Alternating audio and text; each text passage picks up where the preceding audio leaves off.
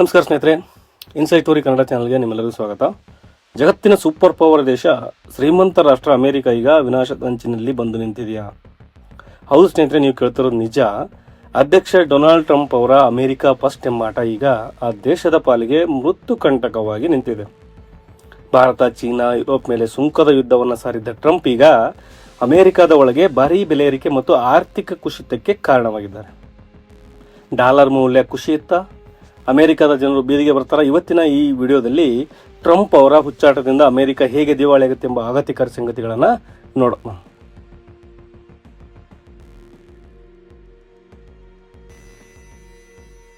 Trump ಮಾಡಿದ ಅತಿ ದೊಡ್ಡ ಮೊದಲನೇ ತಪ್ಪು. ಟ್ರಂಪ್ ಅವರು ಭಾರತದ ಮೇಲೆ 50% ಮತ್ತು ಚೀನಾದ ಮೇಲೆ 60% ಸುಂಕ ವಿಧಿಸ್ತಾರೆ.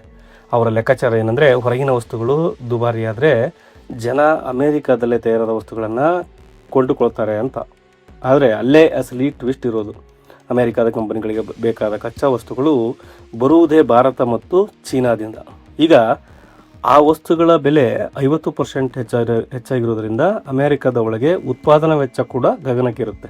ಅಂದರೆ ಟ್ರಂಪ್ ಹಾಕಿದ ಸುಂಕದ ಹೊರೆ ಬೇರೆ ದೇಶಗಳಿಗಿಂತ ಹೆಚ್ಚಾಗಿ ಅಮೆರಿಕದ ಜನಸಾಮಾನ್ಯರ ಮೇಲೆ ಹೆಚ್ಚು ಹೊರೆ ಬೀಳ್ತಾ ಇದೆ.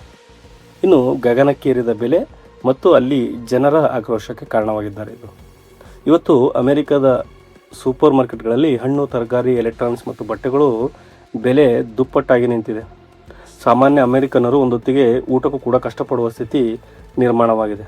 ವಾಲ್ಮಾರ್ಟ್ನಂತಹ ದೊಡ್ಡ ಕಂಪನಿಗಳು ಈಗ ತಮ್ಮ ವಸ್ತುಗಳ ಬೆಲೆ ಏರಿಸಿವೆ. ಟ್ರಂಪ್ ಅವರ ಸುಂಕದ ನೀತಿಯಿಂದಾಗಿ ಅಮೆರಿಕದ ಸರಾಸರಿ ಕುಟುಂಬವೊಂದಕ್ಕೆ ವರ್ಷಕ್ಕೆ ಹೆಚ್ಚುವರಿಯಾಗಿ $4,000 ಅಂದರೆ $3.5 ಲಕ್ಷ ಖರ್ಚು ಮಾಡಬೇಕಾದ ಪರಿಸ್ಥಿತಿ ಕೂಡ ಇಲ್ಲಿ ಬಂದೊದಗಿದೆ. ಅಮೆರಿಕನ್ನರಲ್ಲಿ ಟ್ರಂಪ್ ವಿರುದ್ಧ ಭಾರೀ ಆಕ್ರೋಶಕ್ಕೆ ಕಾರಣವಾಗಿದೆ. ಇನ್ನು ಡಾಲರ್ ಸಾಮ್ರಾಜ್ಯಕ್ಕೆ ಸಂಚಕಾರ ಬರುತ್ತಾ ಅಂತ ನೋಡೋದಾದರೆ, ಇಡೀ ಜಗತ್ತು ಇಷ್ಟು ದಿನ ಡಾಲರನ್ನು ನಂಬಿತ್ತು. ಆದರೆ ಟ್ರಂಪ್ ಅವರ ಈ ಅಸ್ಥಿರ ನಿರ್ಧಾರಗಳಿಂದಾಗಿ ಭಾರತ, ಯುರೋಪ್ ಮತ್ತು ರಷ್ಯಾ ಈಗ ಡಿ-ಡಾಲರೈಸೇಷನ್ ಕಡೆಗೆ ಮುಖ ಮಾಡಿ ನಿಂತಿವೆ. ಅಂದರೆ ಡಾಲರ್ ಬಿಟ್ಟು ತಮ್ಮದೇ ದೇಶದ ಹಣದಲ್ಲಿ ವ್ಯಾಪಾರ ಮಾಡೋದು. ಒಂದು ವೇಳೆ ಜಗತ್ತು ಡಾಲರ್ ಬಳಸೋದನ್ನು ನಿಲ್ಲಿಸಿದರೆ ಅಮೆರಿಕದ ಆರ್ಥಿಕತೆ ಒಂದು ಬುಗುರಿಯಂತೆ ಕುಸಿದು ಬೀಳುತ್ತೆ. ಟ್ರಂಪ್ ಅವರ ಹಠ ಅಮೆರಿಕದ ಜಾಗತಿಕ ಕರೆನ್ಸಿ ಪಟ್ಟವನ್ನೇ ಕಿತ್ತುಕೊಳ್ಳುವ ಹಂತಕ್ಕೆ ಬಂದರೂ ಆಶ್ಚರ್ಯ ಪಡಬೇಕಾಗಿಲ್ಲ. ಇನ್ನು ಉದ್ಯೋಗ ನಷ್ಟ ಮತ್ತು ಕಂಪನಿಗಳ ಪಲಾಯನ. ಇನ್ನು ಅಮೆರಿಕದ ದೊಡ್ಡ ದೊಡ್ಡ ಆಟೋಮೊಬೈಲ್ ಮತ್ತು ಟೆಕ್ ಕಂಪನಿಗಳು ಈಗ ಅತಂತ್ರವಾಗಿ ಸುಂಕದ ಹೊರೆಯನ್ನು ತಾಳಲಾರದೆ ಅನೇಕ ಕಂಪನಿಗಳು ತಮ್ಮ ಉತ್ಪಾದನಾ ಘಟಕಗಳನ್ನು ಅಮೆರಿಕದಿಂದ ಭಾರತ ಮತ್ತು ವಿಯೆಟ್ನಾಂಗಳಿಗೆ ಸ್ಥಳಾಂತರ ಮಾಡಲು ಯೋಚನೆ ಮಾಡುತ್ತಿವೆ. ಇದರಿಂದ ಅಮೆರಿಕದಲ್ಲಿ ನಿರುದ್ಯೋಗದ ಬರ ಭೀಕರವಾಗಿ ಎದ್ದು ತೋರುತ್ತದೆ. ಟ್ರಂಪ್ ಅವರ ಉದ್ಯೋಗ ಸೃಷ್ಟಿಸ್ತೇನೆ ಅಂತ ಅಧಿಕಾರಕ್ಕೆ ಬಂದರು. ಆದರೆ ಅವರ ನೀತಿಗಳಿಂದಾಗಿ ಈಗ ಇದ್ದ ಉದ್ಯೋಗಗಳು ಕೂಡ ಹೋಗ್ತಿವೆ. ಇದು ಅಮೆರಿಕದ ದಿವಾಳಿತನದ ಮೊದಲ ಮುನ್ಸೂಚನೆ ಎನ್ನಲಾಗ್ತಿದೆ. ಭಾರತ ಮತ್ತು ಯುರೋಪ್ನ ತಿರುಗೇಟು.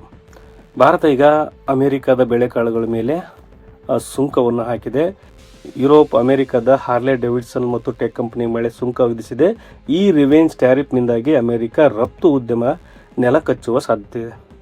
ಇನ್ನು ಅಮೆರಿಕದ ರೈತರು ಕೂಡ ತಮ್ಮ ಬೆಳೆಗಳನ್ನು ಮಾರಲಾಗದೆ ಕಂಗೆಟ್ಟಿದ್ದಾರೆ. ಟ್ರಂಪ್ ಅವರ ಜಗತ್ತಿನ ಜೊತೆ ಜಗಳವಾಡುತ್ತಾ ಅಮೆರಿಕವನ್ನು ಏಕಾಂಗಿ ಮಾಡ್ತಿದ್ದಾರೆ.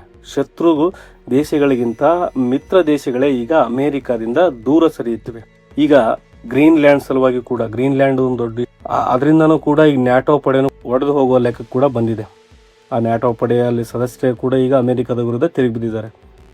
ಸ್ನೇಹಿತರೆ, ಅತಿಯಾದ ಹಠ ಮತ್ತು ಅಹಂಕಾರ ಎಂತಹ ಸಾಮ್ರಾಜ್ಯವಾದರೂ ಧೂಳಿಪಾಠ ಮಾಡಬಲ್ಲದು ಅನ್ನೋದಕ್ಕೆ ಇವತ್ತಿನ ಅಮೆರಿಕವೇ ಸಾಕ್ಷಿ.